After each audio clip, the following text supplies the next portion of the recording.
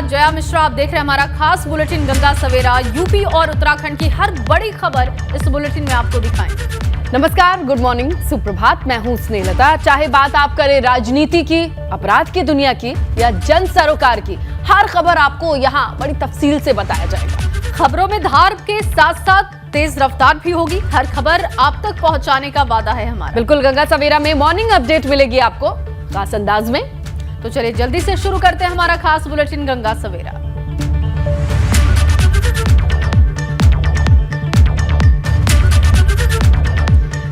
तो चलिए बुलेटिन की शुरुआत करते हैं जया, और बात करते हैं इस वक्त की बड़ी खबर की। देखिए, बागपत से दर्दनाक हादसे की तस्वीरें आई हैं। खबर यह है कि 5 लोगों की मौके पर मौत हो गई है इस सड़क हादसे में, जहां एक साथ कई जिंदगियां खत्म हुई हैं। कैंटर और बाइक की भिड़ंत में 5 लोगों की मौत। और हादसे में बाइक सवार दंपति और 3 बच्चों की मौत हुई है। मेरठ बागपत हाईवे पर टोल प्लाजा के पास यह हादसा हुआ। डोला गांव का रहने वाला था मरने वाला परिवार। तो एक पूरा परिवार खत्म हो चुका है। 3 बच्चों की जान जा चुकी है। उनके माता पिता की जान जा चुकी है। मेरठ बागपत हाईवे पर टोल प्लाजा के पास यह हादसा हुआ है। हादसे के बाद की तस्वीरें आप देख रहे हैं। लोगों ने जमकर वहां पर हंगामा भी किया। हालांकि लापरवाही किसकी रही? क्या कैंटर ड्राइवर की तरफ से लापरवाही की गई है या फिर बाइक सवार दंपति की लापरवाही थी?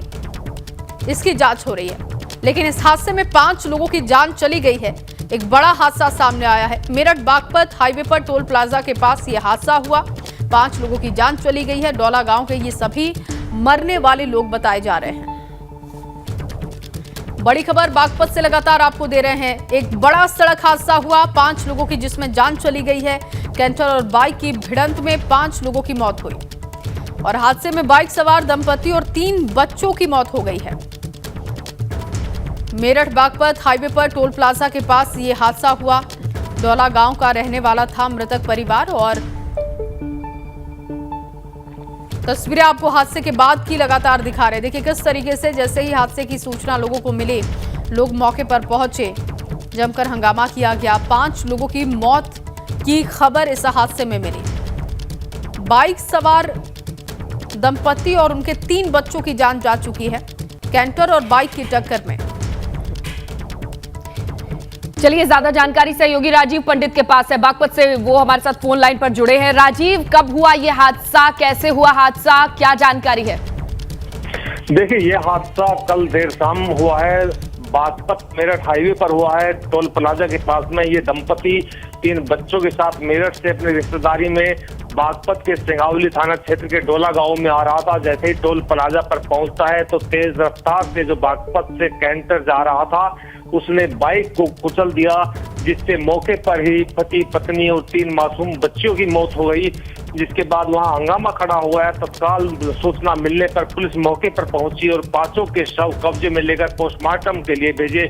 इस परिवार के मुखिया का नाम फतेह है। उस परिवार में एक ही बच्चा बचा है। ड्राइवर हत्या चढ़ा। हाँ जी, मैं बताता हूँ। पुलिस ने जैसे ही घटना की सूचना मिली तो पुलिस ने टोल प्लाजा के पास ही घेराबंदी करते हुए कैंटर समेत चालक को भी पकड़ लिया और चालक से पूछताछ की जा रही है। उसके अभिलेख चेक किए जा रहे हैं। डीसी जो कैंटर था उसके की पड़ताल की जा रही है। बहरहाल पुलिस ने कैंटर चालक को गिरफ्तार कर लिया है। उसके खिलाफ मुकदमा दर्ज कर लिया है। आज 5 के शवों का पोस्टमार्टम हो गाँव में। ठीक है राजीव, बहुत शुक्रिया आपका तमाम जानकारी के लिए, अपडेट के लिए। चलिए अब आगे बढ़ेंगे, बात करेंगे यूपी की सियासत की, जहां अब यूपी में आए संकट की, माफ कीजिएगा, जहां नदियों का बढ़ता जल स्तर लोगों के लिए टेंशन बढ़ा रहा है। नदियां इतनी उफान पर हैं, बाढ़ जैसे हालात हो गए हैं। खासकर पूर्वांचल में खतरा ज्यादा बताया जा रहा है। नदी किनारे रिहायशी इलाकों में लोगों के सामने संकट खड़ा हो चुका है। हम आपको 6 तस्वीरों के जरिए ताजा हालात दिखा रहे हैं। देखिए, जो तस्वीरें हमने आपके सामने रखी है उसके जरिए आप समझ सकते हैं। वाराणसी, प्रयागराज, आगरा, बलिया, इसके अलावा चंदौली और चित्रकूट की तस्वीरें आपके सामने हैं। हालात कमोबेश हर जगह एक जैसे दिखाई दे रहे हैं, क्योंकि बारिश होने के बाद क्या स्थिति है या बांधों से जो पानी छोड़ा जा रहा है उसके बाद स्थितियां क्या हैं, वो आप इन तस्वीरों में देख सकते हैं। जया, अहम ये है कि पूर्वांचल में बारिश की वजह से नहीं, क्योंकि वहां कई ऐसे जिले हैं जहां पर बारिश कम हुई है, लेकिन पहाड़ों पर जो पानी बरसा है उससे नदियों का जल स्तर बढ़ा है, तो लोगों को दोहरी मार झेलनी पड़ रही है। या तो कहीं फसलें डूब गई हैं या सूखे की कगार में है। तो पूर्वांचल में ये नदियों का हाल है। तो सिर्फ यूपी के 6 जिलों की ऐसी तस्वीर नहीं है जहां बाढ़ जैसे हालात हैं, बल्कि बात करें बिजनौर, झांसी और गाजीपुर की, तो यहां पर भी हालात मुश्किल भरे हैं। बिल्कुल, आप देखिए जरा कि बिजनौर में पहाड़ों से हो रही बारिश का ये असर है जो आपके सामने है तस्वीरों में। गंगा के किनारे गांव जो हैं, खेत हैं, खलिहान है, वो सब कुछ जलमग्न हो चुके हैं। और वहीं झांसी में भी लोग जान जोखिम में डालकर मजबूर है रास्तों को पार करने पर, जिसका अंदाजा आप इन तस्वीरों से लगा सकते हैं। यहां बारिश से क्या हालात हो रहे हैं। और उधर गाजीपुर में गंगा का जलस्तर खतरे के निशान को छूने को बेताब है, जिसको देखते हुए लोग पलायन भी करना शुरू कर चुके हैं और प्रशासन की तरफ से भी लोगों को अलर्ट पर रहने के लिए कहा गया है।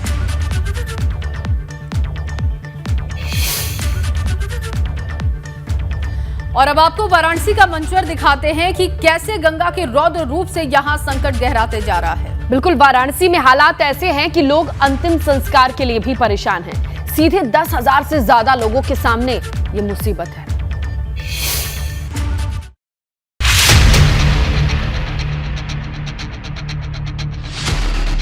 ये बनारस है जहां गंगा की लहरें उफान पर है।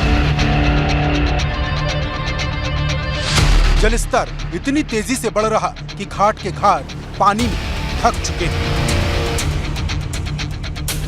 80 घाट हो, दशाश्वमेध घाट हो या फिर नमो घाट, हर जगह है पानी ही पानी। हालात तो ये हो गए हैं कि अंतिम संस्कार में भी अड़चन पैदा हो रही। शवों के अंतिम संस्कार के लिए काशी के दोनों ही शमशान घाट, मणिकर्णिका और हरिश्चंद्र पर कोई जगह नहीं बची। हरिश्चंद्र घाट पर जहां चिताएं जलाई जाती थी, वो जगह अब पानी में डूब चुकी है। जल जमाव की वजह से शवदाह घाट के ऊपर गलियों में होने लगे। ये गंगा का पानी तो ये हर साल की भांति है, इस साल भी इसी तरह आई है। और जो हमारे यहाँ दाह संस्कार का जगह पर्याप्त होता है वो अभी गंगा में डूब गई है। इसीलिए हम लोग अपने गलियों में जो हम लोगों के परंपरा से जो चल रहा है वो अभी हम लोग कार्य यहाँ कर रहे हैं। यहाँ पे परेशानी जल तो आ ही गया है गंगा माँ का बढ़ते हुए। यहाँ फिर प्लेटफॉर्म बनवाना चाहिए। यहाँ पे काफ़ी दिक्कत हो रही है। यहाँ देख रहे हैं गली में कैसे जल रहा है।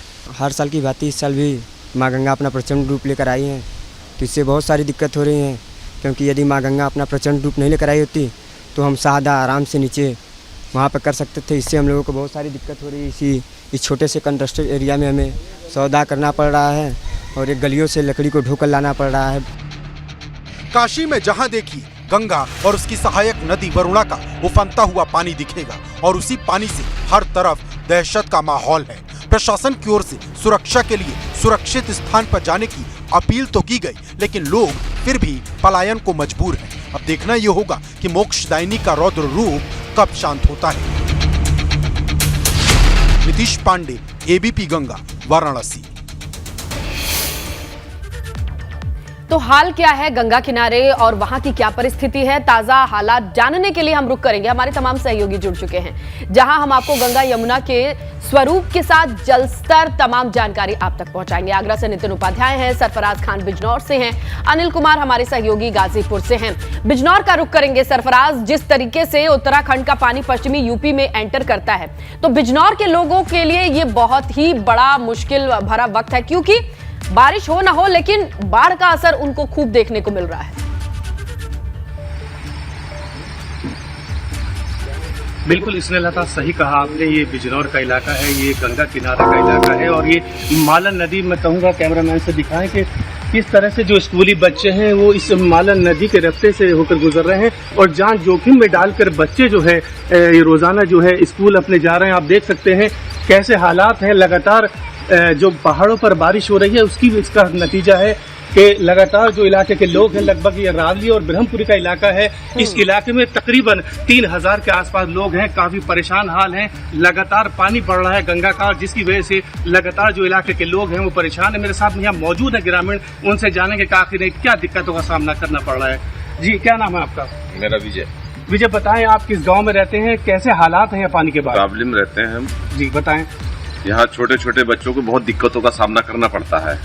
मालन नदी है, यहाँ पे रफ्ता पुल है, इसमें समस्या नाव से आना जाना होता है, दिक्कतों का सामना बहुत करना पड़ रहा है। मैं चाहूंगा कि यहाँ पुल का अगर निर्माण हो जाए तो बहुत अच्छी बात है। बिल्कुल, सरफराज हमारे सहयोगी ये बातचीत कर रहे थे, ये बेहद अहम है, लोगों की मांग भी है। और देखिए, जब बाढ़ आती है, इस तरीके की मुसीबत आती है, तो लोगों को लगता है, उम्मीद भी रहती है कि अगर एक पुल होता, थोड़ी और व्यवस्थाएं होती, तो कम से कम छोटे बच्चे तो स्कूल तक पहुंच पाते। देखिए, तस्वीरें भी हम आपको लगातार दिखा रहे हैं, क्योंकि अभी जो हालात है, धड़ल्ले से नाव ही चल सकती है। लोगों की आवाजाही का जो जरिया बचा है वो नाव ही है। रोजमर्रा की जिंदगी में नाव से सफर आम हो गया है आम लोगों के लिए, क्योंकि जिन रास्तों को वो तय करते थे सड़क से, वहां कहीं रफ्ता पुल की कमी है, तो कहीं पानी ज्यादा होने की वजह से नाव का ही सहारा लेना पड़ेगा। चलिए अब सीधा रुक करते हैं हमारे सहयोगी नितिन उपाध्याय का। आगरा से जानने की कोशिश करते हैं कि किस तरीके की तस्वीरें हैं आगरा में। नितिन, देखिए, बिल्कुल देखिए, जिस तरीके से गंगा नदी उफान पर है, और ऐसे में 3 से 4 दिन पहले आगरा में या और अन्य कहा जाए शहरों में कालिंदी, यमुना भी उफान पर थी, लेकिन थोड़ा पानी डाउन हुआ है। तस्वीरों के जरिए दिखाना चाहता हूँ कि थोड़ा पानी डाउन हुआ है, और उसकी वजह से यमुना घाटों पर जो कहा जाए जो पॉल्यूशन है, जो गंदगी है, उसकी वजह से जो बदबू है वो महसूस कर सकते हैं जो लोग यहाँ घाट पर पहुँच रहे हैं। लेकिन अभी भी कहा जाए वाटर लेवल काफ़ी ज़्यादा बना हुआ है। हालांकि जो खतरे का निशान है 495 लो फ्लड लेवल, उससे यमुना नदी काफ़ी नीचे इस समय उतरी हुई है, लेकिन काफ़ी खूबसूरत नज़र आ रही है। और ऐसे में यही वो समय होता है पूरी साल में जब नदी का वास्तविक स्वरूप नज़र आता है। देखिए, एतमादौला मकबरा है, उसके पीछे कलकल करती हुई अविरल और निर्मल ये यमुना अगर देखी जाए तो काफ़ी खूबसूरत नज़र आ रही है। लेकिन ज़रूरत यह है कि इस तरह का जो नदी का जो स्वरूप है वो पूरी साल रहने की ज़रूरत है। गोकुल बैराज से पानी छोड़ा गया है, उससे पहले हथनीकुंड बैराज से पानी छोड़ा गया है, और उसके बाद यमुना नदी में जो वाटर लेवल है काफ़ी ज़्यादा बढ़ गया था। लेकिन अभी पिछले 2 या 3 दिन की बात की जाए तो पानी थोड़ा में वाटर लेवल डाउन हुआ है, जिसकी वजह से प्रशासन ने ज़रूर राहत की बात ली है। आगरा के कई सारे ऐसे इलाके हैं जो कहा जाए बिल्कुल तलैटी पर रहते हैं में बसे हुए हैं, जैसे दयालबाग का इलाके में पुइया घाट की तरफ चले जाइए या फतेहाबाद की तरफ चले जाइए, वहाँ ज़रूर जैसे ही पानी का वाटर लेवल बढ़ा था, प्रशासन ने तमाम जो कहा जाए राजस्व के लोग हैं उनको अलर्ट कर दिया था।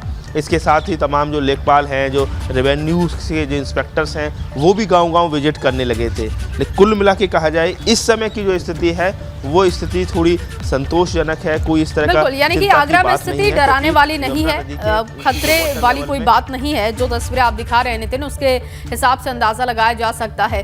गाजीपुर से अनिल कुमार मेरे सहयोगी लाइव मौजूद हैं, फ्रेम में लगातार वो दिखाई दे रहे हैं। अनिल, क्या गाजीपुर में स्थिति है? क्योंकि कई जगहों पर तो स्थिति बहुत ही दयनीय है, या इस वक्त में ये विषय इसलिए भी बहुत गंभीर है कि पहले से कोई तैयारी नहीं थी। किसानों के लिए सबसे बड़ी दिक्कत दिखाई दे रही है, लेकिन गाजीपुर में किसानों के लिए क्या राहत है, या यहाँ भी उनके लिए संकट है?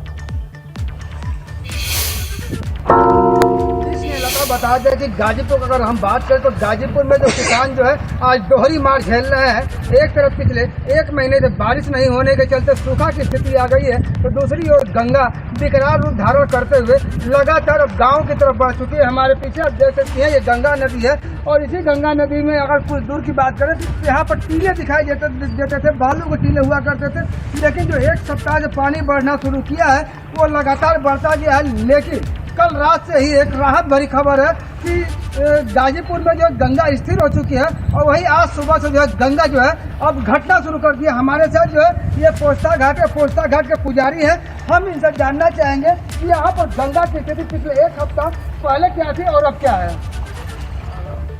पोस्ता घाट के पुजारी कन्हैया पांडे बोल रहे हैं। गंगा में 1 हफ्ता पहले पानी बढ़ा, एक बैग बढ़ा, फिर रुक गया, फिर कुछ दिन रुकने के बाद फिर शुरू हो गया पानी, और 3-4 दिन के अंदर पानी काफ़ी मात्रा में बढ़ गया है और अब पानी स्थिर है।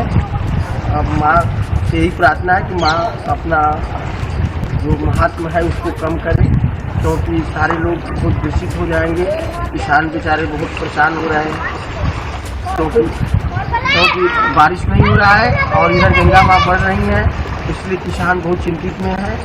जो भी बचा है वो भी माँ गंगा में चला जाएगा। जी, इसमें बता दें कि जिस तरीके से यहाँ गंगा बढ़ रही थी, गाजीपुर के लगभग 100 गांव जो है प्रभावित हो चुके थे।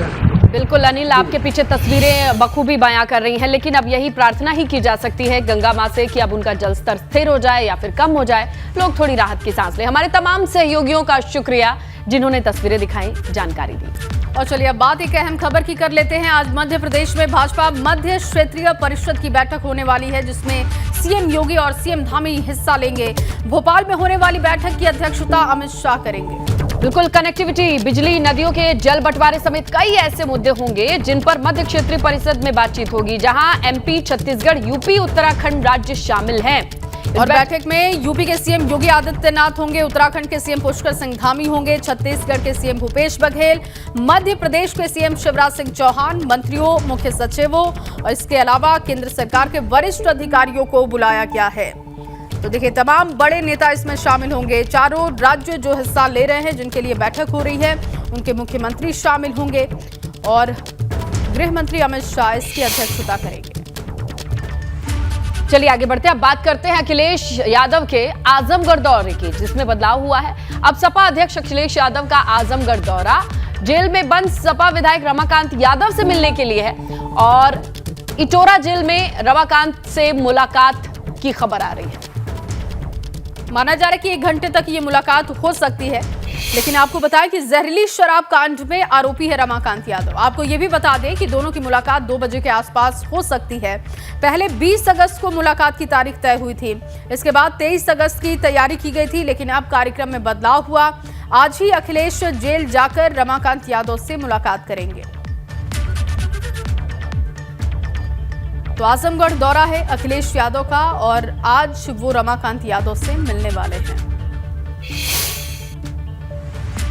अब रुक करते हैं अगली बड़ी खबर का, जो आपको सुनने में थोड़ी अजीब जरूर लगेगी, लेकिन उस पर सपा अध्यक्ष अखिलेश यादव ने चुटकी ली है। खबर मथुरा से है। बंदर ने छीना डीएम नवनीत चहल का चश्मा। जी हां, बांके बिहारी मंदिर में पहुंचे हुए थे निरीक्षण करने के लिए डीएम, और डीएम का चश्मा छीनने पर अखिलेश यादव ने तंज कस दिया। अखिलेश यादव ने ट्वीट कर लिखा है कि अब बंदर ने सोचा कि जब भाजपा के शासन में प्रशासन को चश्मा लगाकर भी कुछ नहीं दिखाई देता, तो फिर चश्मे का क्या काम है। तो सोशल मीडिया पर यह वीडियो तो खूब वायरल हो रहा है, लेकिन अखिलेश यादव तक जब ये वीडियो पहुंचा तो उन्होंने किस तरीके से इसे देख करके ट्वीट किया है, उसमें जो कंटेंट है वो आपके सामने रख रहे हैं। उन्होंने यही कहा कि प्रशासन में रह के, सरकार में रह के लोगों को चश्मे के साथ भी नहीं दिखाई दे रहा है, तो चश्मे की जरूरत क्या है। वैसे बहुत आम है, वृंदावन की गलियों में बंदर चश्मे लेकर के उड़ जाते हैं, लेकिन बंदर को नहीं पता था इस बार ये चश्मा डीएम का है।